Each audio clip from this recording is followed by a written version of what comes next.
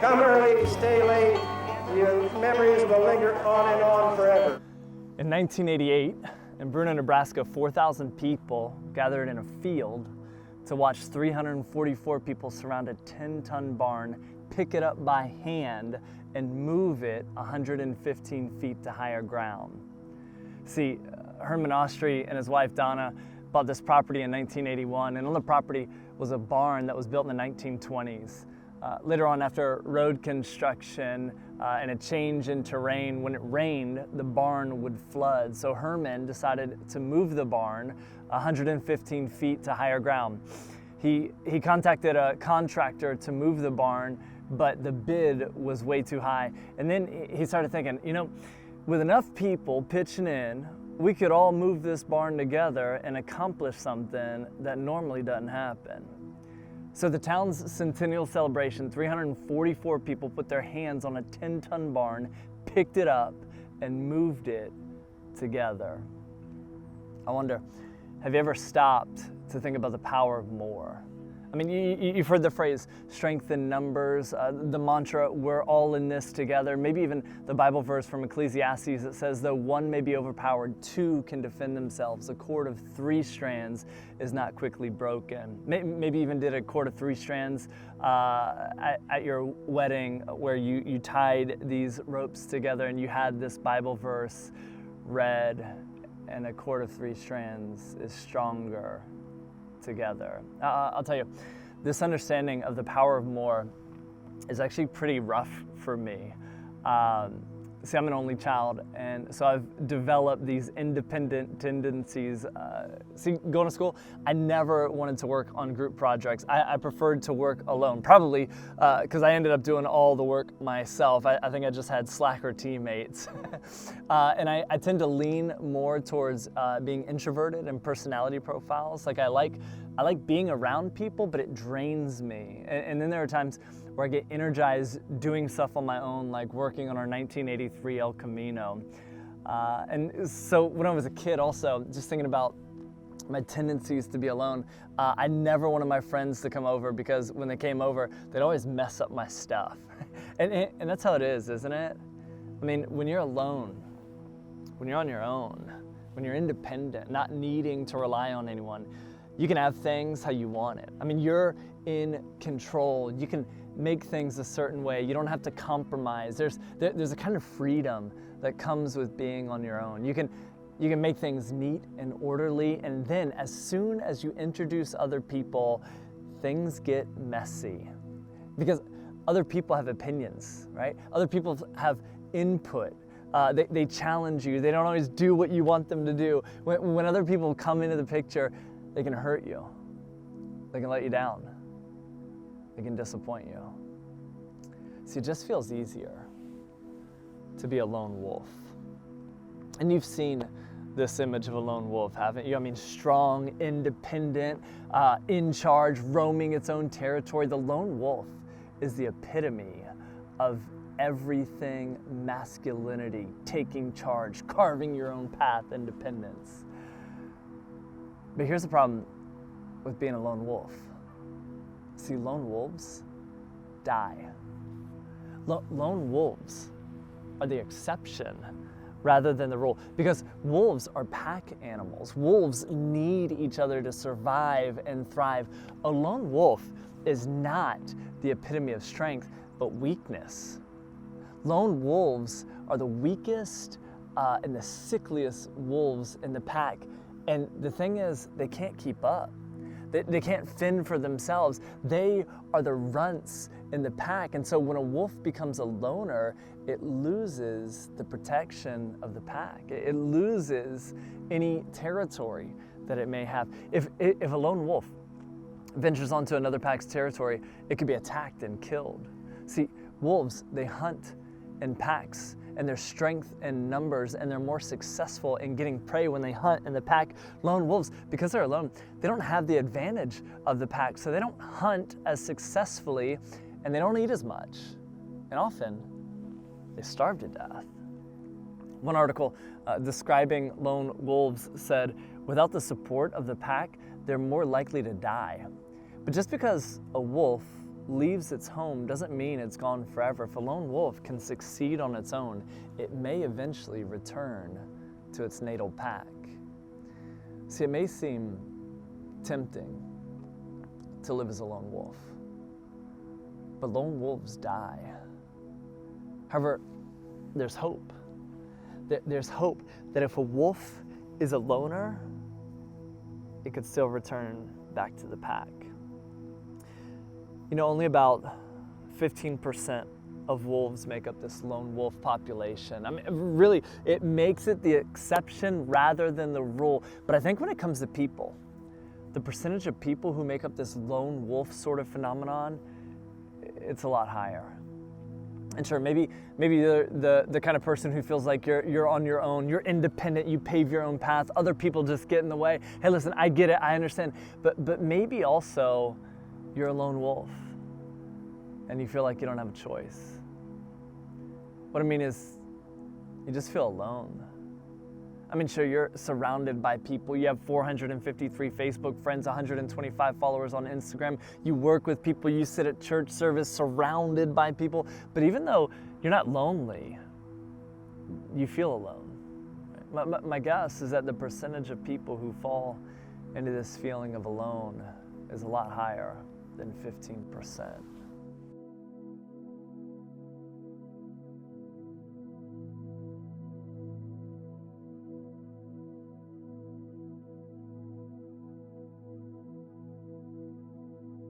We've been in this series, The Me I Want to Be, exploring this gap that we all seem to live in between the me that I see and the me that I want to be.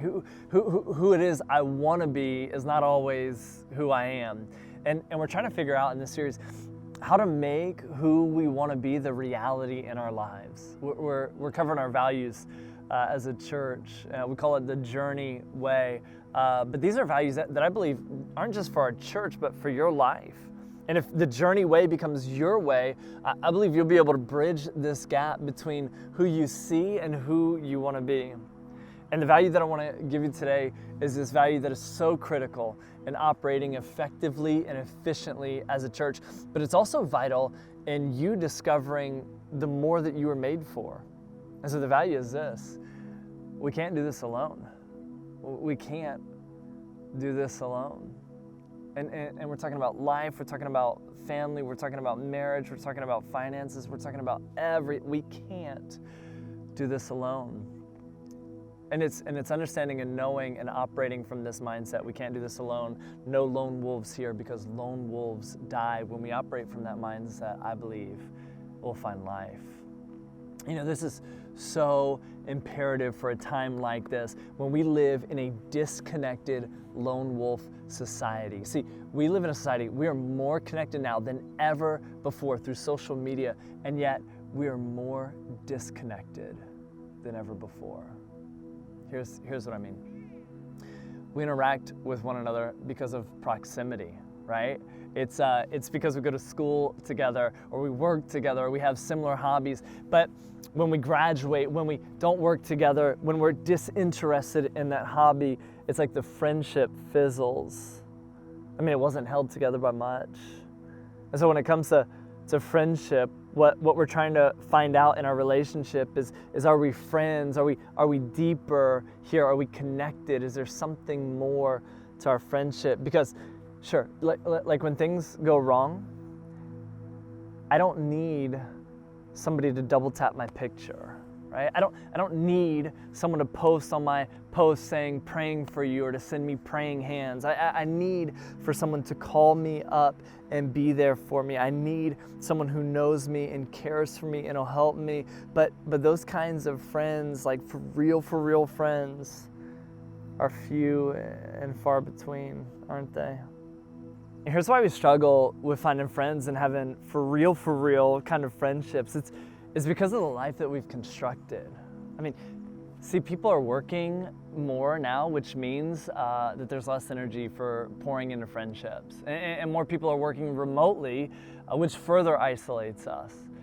People are moving more frequently, which means less time to develop deep-rooted friendships. People are getting divorced more. And you know, when you get divorced, it's not just like you're dividing up assets, but you start dividing up friends and people start picking sides. People are also talking online more now than in person, which can be a front. It can put up this mask where I can say anything I want behind a keyboard and I don't have to follow through, right?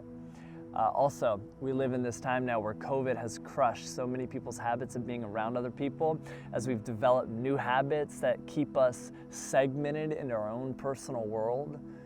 COVID also killed the waning priority that some people had of being connected in a local church. And so we got sifted and we drifted from being connected in a local community of believers, trading it for an online substitute, or for some, nothing at all.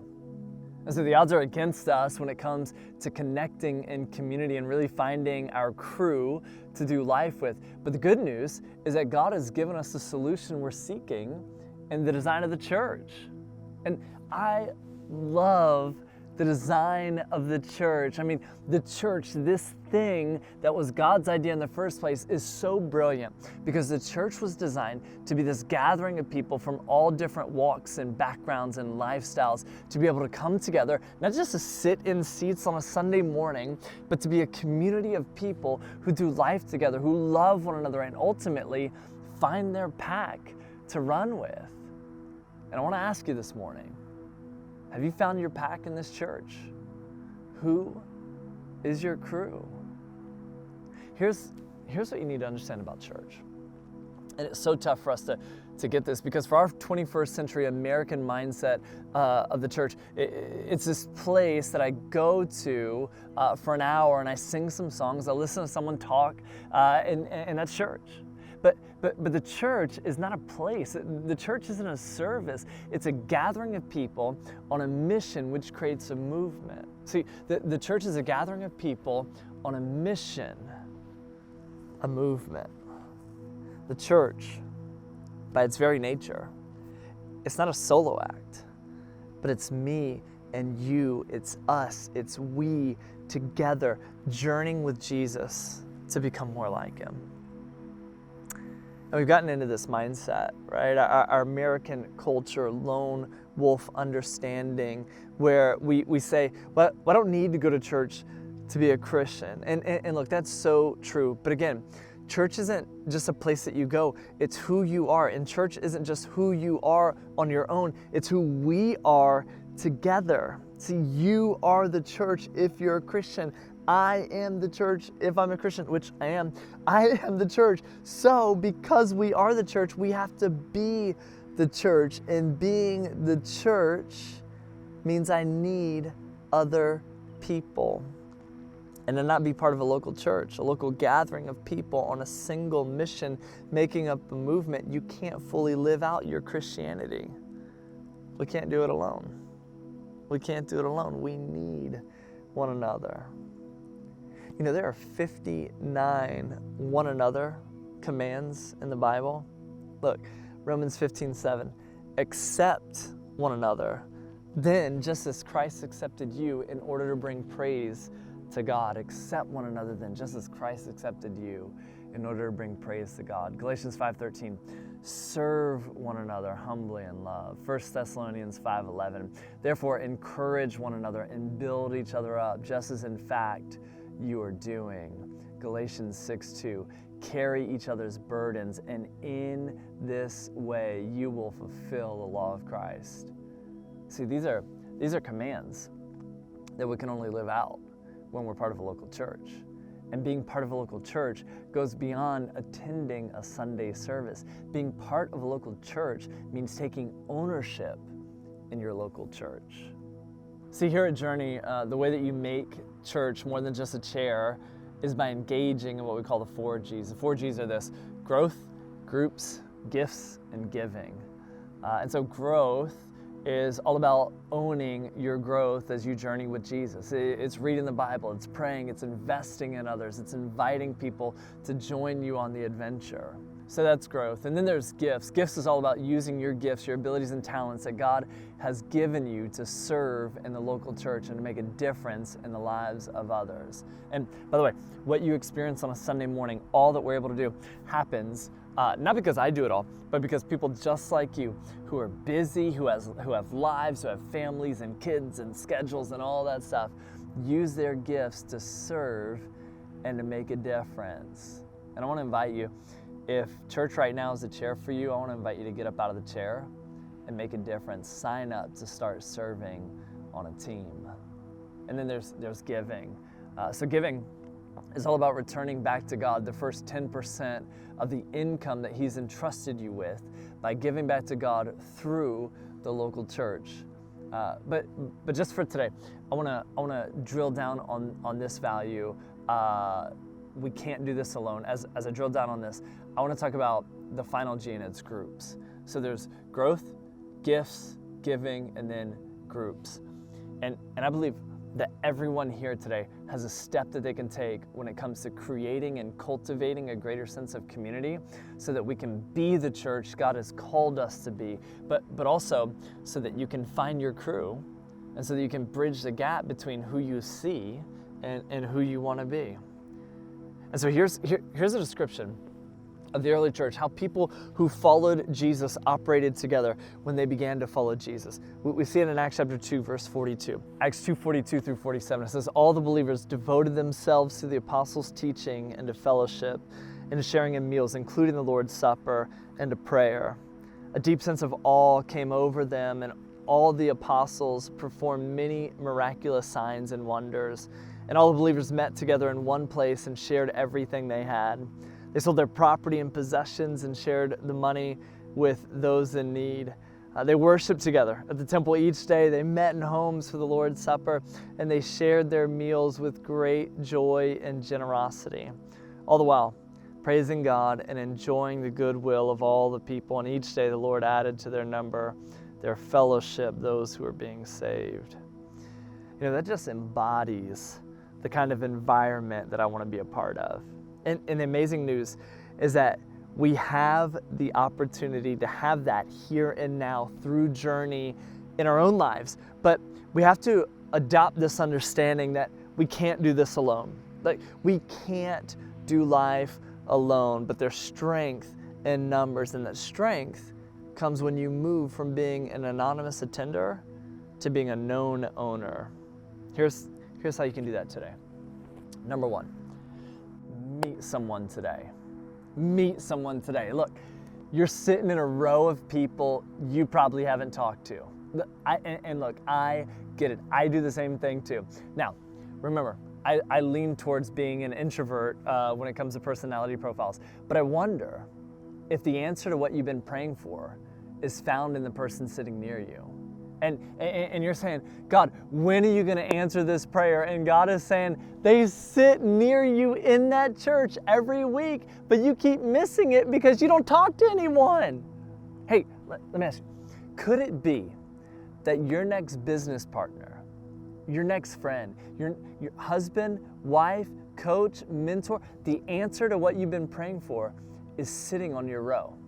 Like, they are so close, yet so far away, because you haven't said hi to them. So, here's what I want to do. Right now, I want to give you 10 seconds.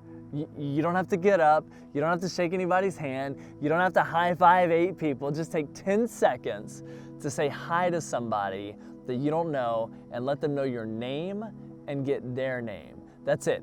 And look, it's not going to be weird. Because they have the same assignment that you do, right? So just take 10 seconds. Again, I'm an introvert, I get it, I hate doing stuff like this, but take 10 seconds just to meet somebody you don't know. If you know them, it doesn't count. So somebody you don't know, 10 seconds, go.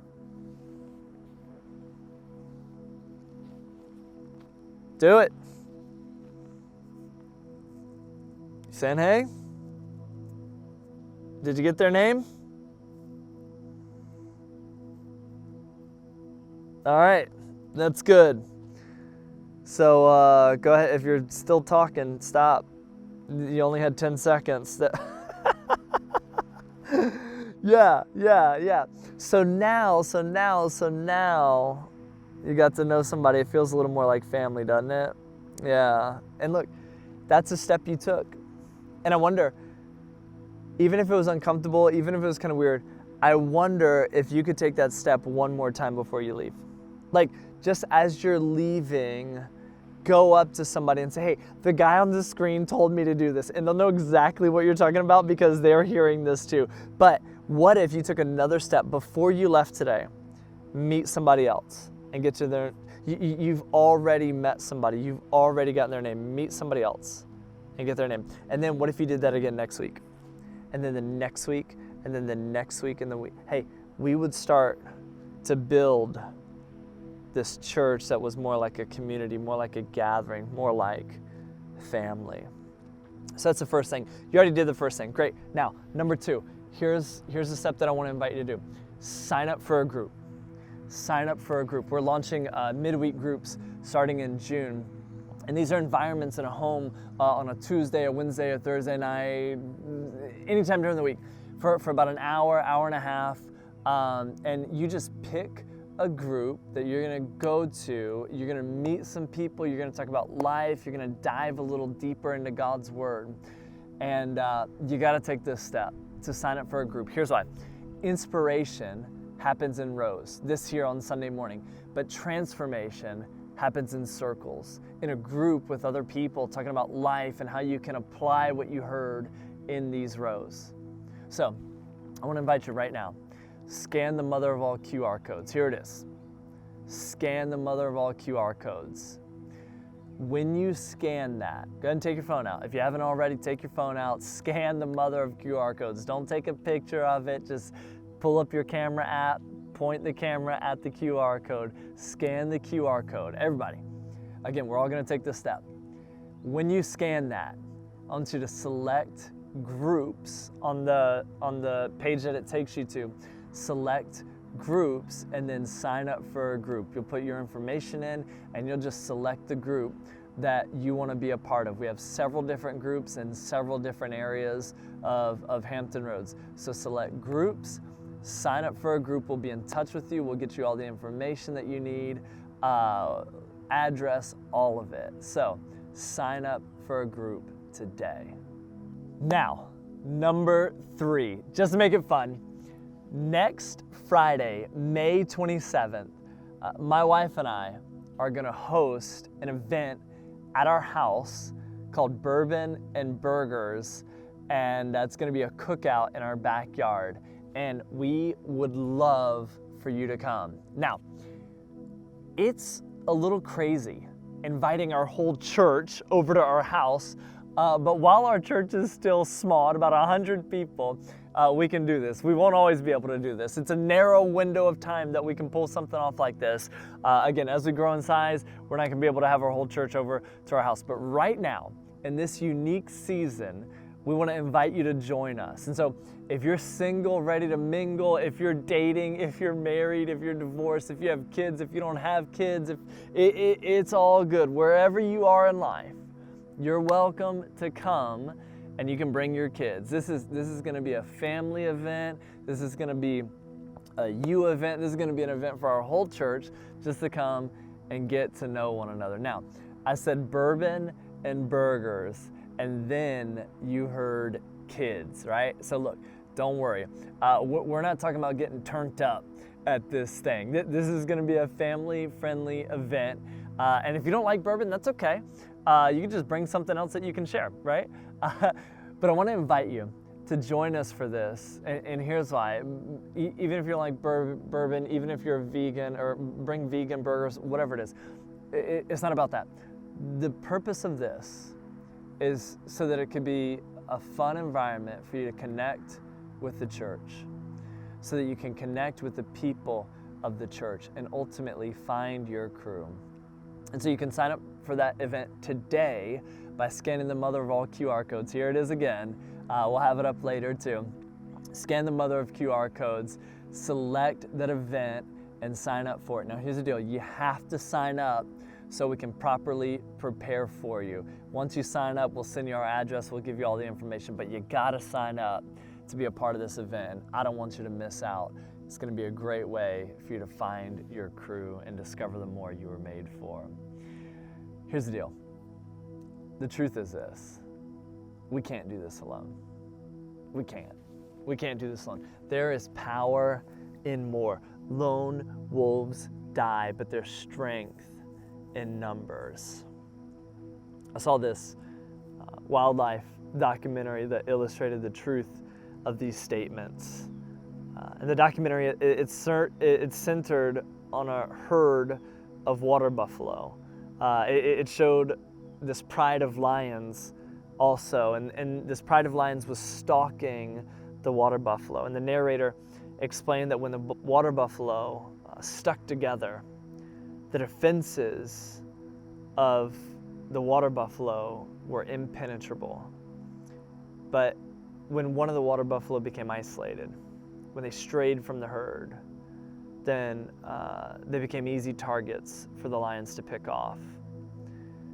See, the goal of the lion is to get the water buffalo alone so it can make a meal of it. Peter, one of Jesus' closest friends and followers, once explained our situation in this life. He explained it this way, 1 Peter 5:8. He said, "Be alert and of sober mind. Your enemy, the devil, prowls around like a roaring lion looking for someone to devour." You know what your enemy would love more than anything? He'd love to get you alone, to get you separated, to get you believing that you can do this alone. You can do this alone. You don't need church. You don't need a community. You don't need a crew. You got this. And I've heard this story over and over from people who come to church. They say, I stopped going to church and my life actually got worse. See, I used to go to church, but then I stopped, and then this happened, and then this happened, and this happened, and then I heard about your church, and I started coming again because my life went downhill when I stopped, or I felt unfulfilled. I felt stuck, and then I heard this. I started coming to church, and now that I've been coming to church, I feel like my life is getting better. I feel like I'm on this upward trajectory. Do you know why? It's because you got connected. And if you do get attacked now, you got support. But that only happens when church goes from being something you attend to who you are, and when you find your crew.